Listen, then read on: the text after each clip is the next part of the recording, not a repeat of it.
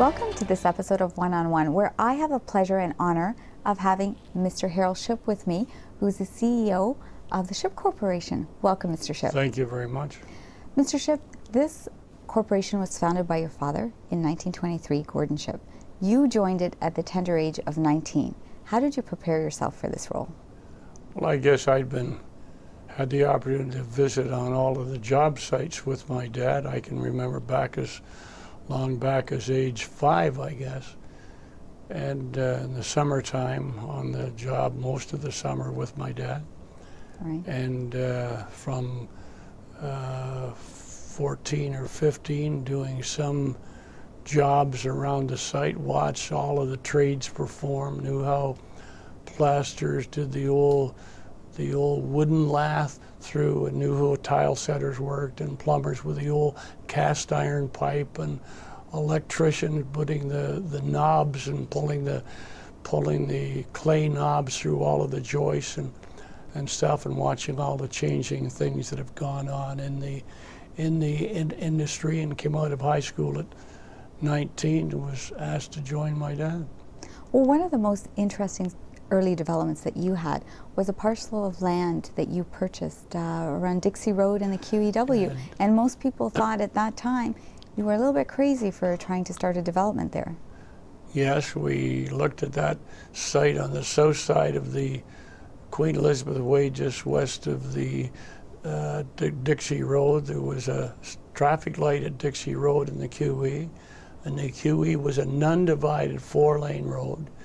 And we bought a 23-acre parcel of land on the south side of the QE that was just wide enough for one long street. And you could drive out the QE and take a left turn down into what Applewood Road became. And I guess when we looked for financing and the means of getting, arranging to have mortgages available on the homes we intended to build, that one of our longtime insurance companies, on a very dull February day, made the remark to me after they'd toured the site and gone as far as the Cloverleaf at what was then Highway 10, the QE, and said, "Harold, you and your father have gone too far. You're great home builders, but we can't see people coming this far out." What made you think it would be a success, though? Well, you asked me earlier today whether I was a gambler, and I guess I'd say every successful developer has to have a gambling instinct, or we wouldn't have chosen this line of work. We just had a gut feel that this was right, and the time was now, and the difference in the land value that was under the home would make it worthwhile for people to consider coming that far out to buy a home.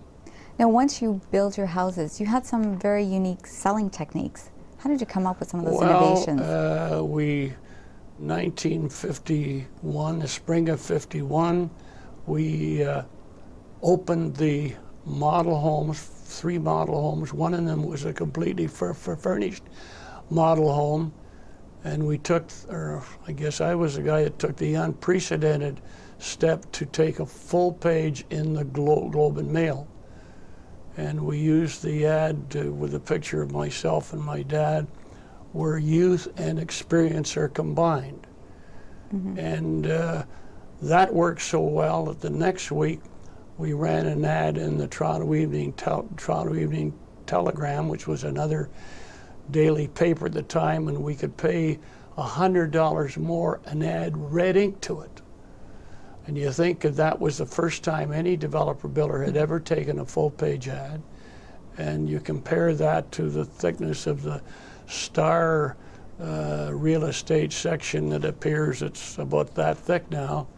And so I guess we were the ones who can claim title to being the start of what's become an important part of marketing new homes and condos today.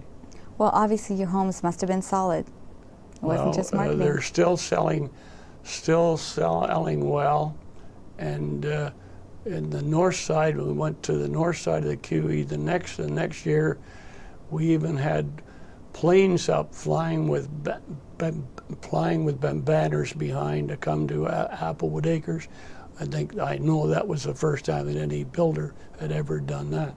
So you were always one step ahead of the competition, or you were having the competition playing catch up with you? Yes, I would think both. I think we set the sights, and as they pushed behind to catch up, that got my adrenaline, or our adrenaline, my dad and I, working even better and thinking of new ways to attract people to the product that we built.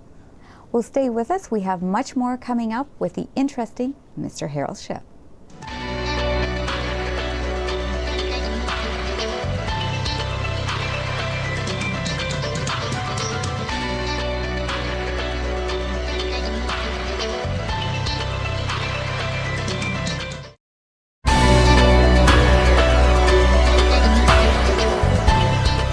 Welcome back, and we have more with Mr. Shipp. Mr. Shipp, your houses that you built, you started inserting a brick in the facade saying Shipp built. Why did you do that? Well, I think I've realized whether it's a tie or a shirt or your shoes, your lingerie, your jockey shorts, all have a name of a manufacturer. And now, of course, the kids particularly wear the manufacturer's name on their back or front. Mm-hmm. And I guess I felt that apart from a car, a home is the most expensive single purchase anybody makes. And I guess it griped me that during the post-war era, post-war being World War II, 1945, more people would recognize the real estate firm who sold them the house than the builder that built the house, because a lot of builders after the war and the rush would name their firm, i.e. the ABC Builders, this project, the XYZ Builders next month, and so on. And we were very proud of the Shipp name. So I coined the idea of getting a glazed brick, Shipp-built brick, that said Shipp built, that we inserted, about 2 feet off the front porch level beside the front door. It wasn't objective up at eye level. It was a very subtle thing. And that became a trademark over the years. And it would be surprising, my father and I would be out to social function, service club, church function, or community function, and people we hadn't met before would know my dad or I were there, and you, Mr. Shipp, the one that builds the homes. We say, oh, we live in a Shipp-built home. So my father and I would always say, oh, where? And they'd name such and such a street. And we'd say, no, we didn't build any homes on that street. Well, when we bought the used home, the real estate agent told us it was a Shipp-built home. I guess you were high in demand. Everybody because wanted. Shipp-built homes commanded an extra plus because the way they were built. And I guess we've had the fun over the years of people living in as many as 3 and 4 Shipp-built products, either be first single home, the next single home, and then onto a rental apartment, and maybe even being a condo, came back home to a Shipp-built product.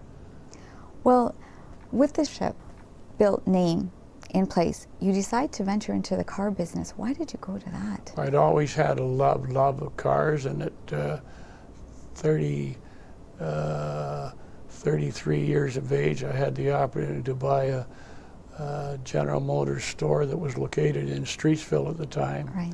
And we used the Applewood name on that because we'd already spent 8 years developing the Applewood name in what is now the Mississauga. It was still Township of Toronto when we started, and then it became the town of Mississauga. And subsequently, in 1959, when I acquired a friend of mine, Bert Grant, and I acquired the Applewood Chevrolet store, the next year we were developing a new product in Applewood Heights. Right. And I got the idea in the fall when the new models came out, once a year as they did then, putting 3 new model cars on the roofs of our model homes. It's innovative. And I baited somebody baited the building commissioner and had a Tershkoff and get those cars off the roofs of your houses. And I said, well, Alec, where does the building code say that thou shalt not park thy car on thy roof? Well, no, I just get up. So we outbluffed him and contacted the Star, who did a front page story. CBC came in and did a TV story.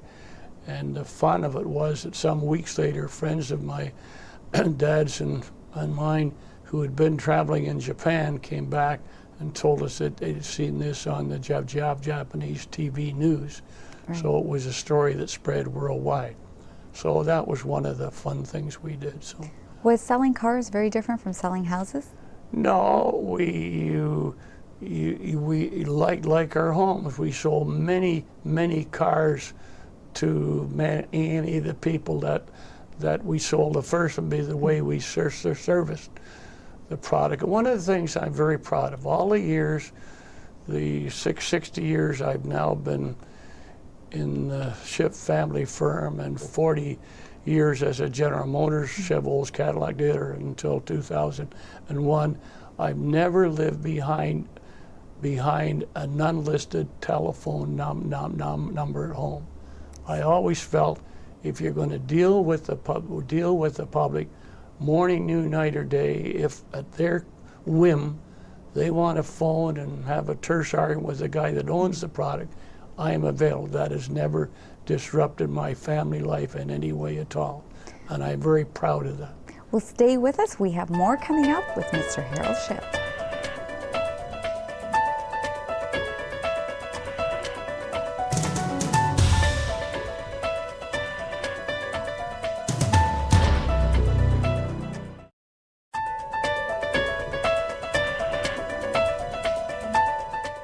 Welcome back, and again we have Mr. Harold Shipp. Mr. Shipp, along with being a successful businessman, you also give back to the community in many different ways. And most recently, you've pledged $6 million to the Trillium Foundation. Tell me a little bit about this pledge.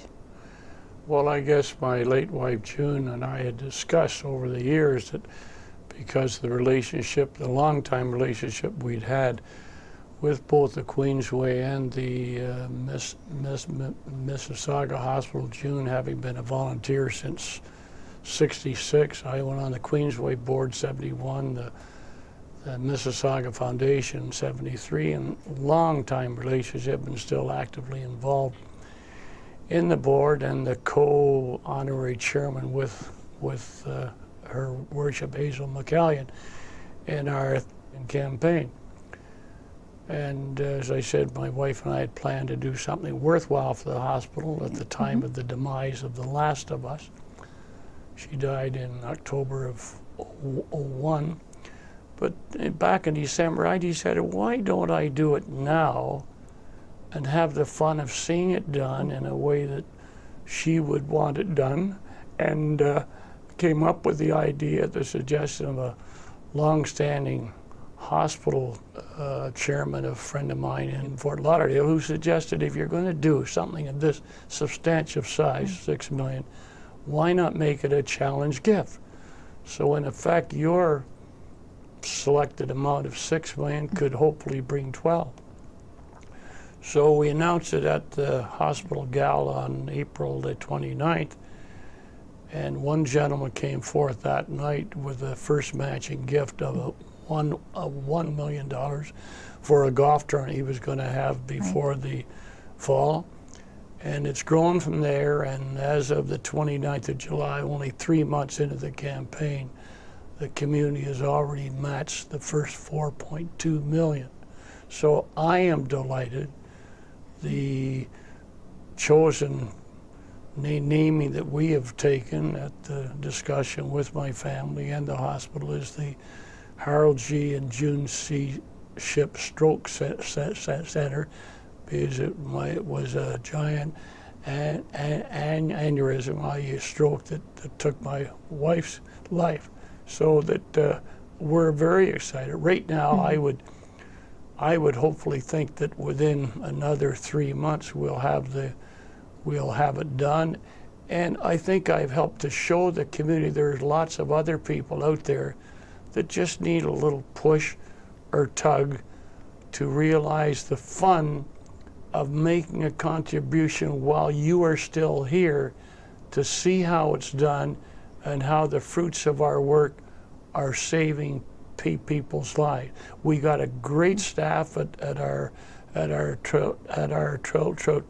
Trillium Health Center. We lead in any of the things we do, and I'm excited that Catherine Wells, my daughter, uniquely having been on the board for 9 years, became the chairman of the Trillium Health Center this June. So the Shipp family is very proud of the tradition and opportunity we have to share in giving back to the community. How do you feel when you hear that the Shipp Corporation is responsible for changing the face of the region of Peel in growth and development?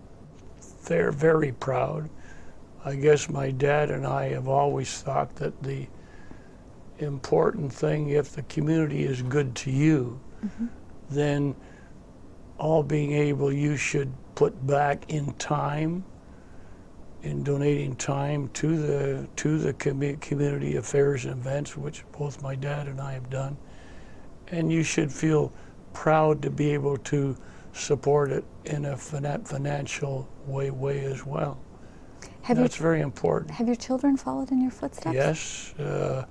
All of our family have been involved. Victoria Shipp, our oldest daughter, has been involved in the Wellspring group that cares for the patients and families of cancer patients as well, and they're all very behind. My son too is all behind what we're doing. We see it as an obligation. I'm quite proud of the fact that the Mississauga Citizen of the Year award is named after my late dad, Gordon S. Shipp, and that's a long-standing tradition that's in its 26th year. So we're still there when asked. That's just amazing. Stay with us. More coming up with Mr. Harold Shipp.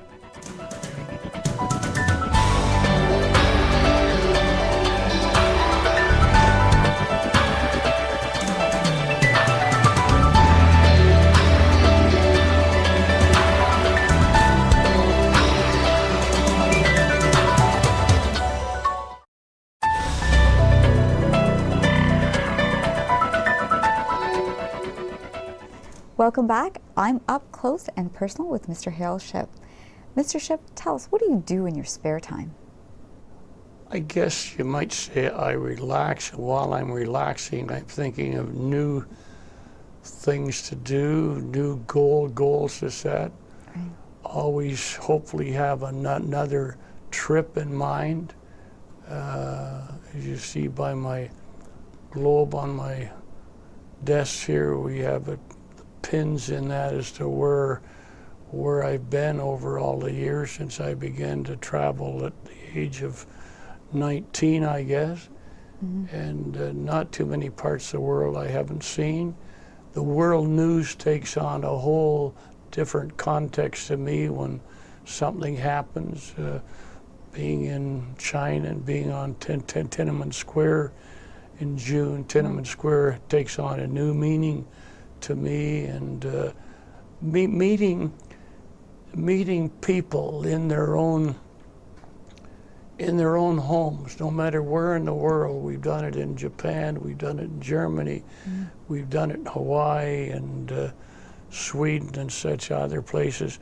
And I have often thought that everybody in the world, if you can stay, you have your choice of staying in the best suite in the best hotel in the world. But that doesn't give you the city or the feel of the city or the country you're in. If you're entertained in people's homes, you realize they are either parents, or at my stage now, grandparents, and they have grandchildren, a love of grandchildren, they have dogs or cats that are pets, they have great gardens. Nobody in the world wants war any more than you or I do. countries over the years have been led to conflict and war because of some unusual person comes to power and drives the people to fight for the goals that he wants. That's one thing about the world I've learned, that people don't make wars. It's certain individuals that drive and thwart the terror and the stuff we live with today. I do like to relax. I'm very enamored with my fiance. I look forward to a new life with her, and at 79 I still have a lot of the world to see and a lot of the life to still enjoy, and hopefully share it with the people around me who I love and respect. Is there anything left that you really like to do that you haven't done? No, I think the words that kind of sum up my life. I've got a sweater that I have embroidered on the here on the shirt that kind of tells you what heraldship is about. If I haven't done it yet, it's because I didn't know about it. How do you stay so young at 79? Always having goals. I had the opportunity just this month to share a 100-year-old birthday celebration with a former high school teacher of mine, and I'm satisfied he has survived to an active 100 years old, still playing golf, goes to Myrtle Beach for a week every spring, because he has always set goals. And that's always have another milestone birthday. I've got another milestone birthday coming up in January. I've just had a 60-year milestone of 60 years in the ship firm. Had a great 52-year marriage with my late wife, and have most, if not all, of the awards, the recognition anybody could ever hope to. And besides that, the great group of friends and acquaintances throughout the world that I still keep in close touch with. Would Mr. Shipp ever retire? Not by design.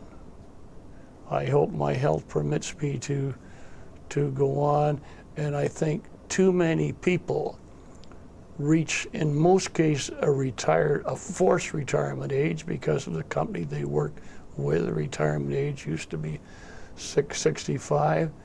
If they haven't found something to fill that time, they shrivel up and die. And I guess I have learned to travel beginning at 19, and I still know how to travel. I try and pace myself when I travel, but don't put off till tomorrow what you might have done today. You might not be here to do it.